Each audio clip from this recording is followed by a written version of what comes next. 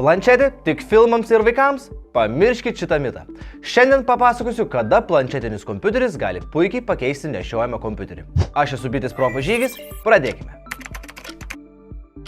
Jeigu šiuo metu aktyviai mokotės iš skaitmeninės medžiagos, skaidrių, dokumentų ar vaizdų įrašų, planšetė dažnai yra pats patogiausias sprendimas. Telefono ekranas mažas, tad akis greitai pavargsta, o planšetės ekranas yra didelis. Su planšete skaityti, žiūrėti ir konspektuoti daug patogiau.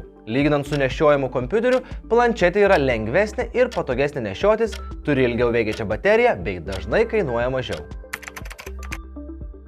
Planšetė nėra tik ekranas. Prie jos galite prijungti belaidės klaviatūrą ir pelę, praktiškai kaip prie kompiuterio.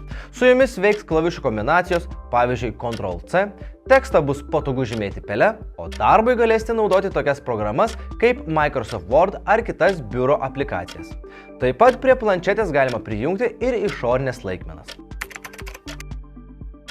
Dalis planšečių palaiko išmaniuosius pieštukus, kurie puikiai tinka kūrybai, piešimui, užrašams ar idėjų fiksavimui.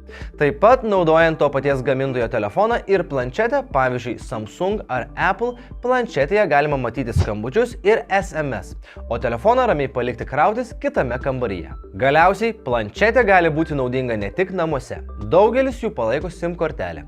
Todėl greitu Bitės mobiliuoju internetu galėsite naudotis, kad ir ką veiktumėte. Patiko šis video? Užsukite bitesprofai.lt ir rasite daugiau naudingų instrukcijų bei patarimų.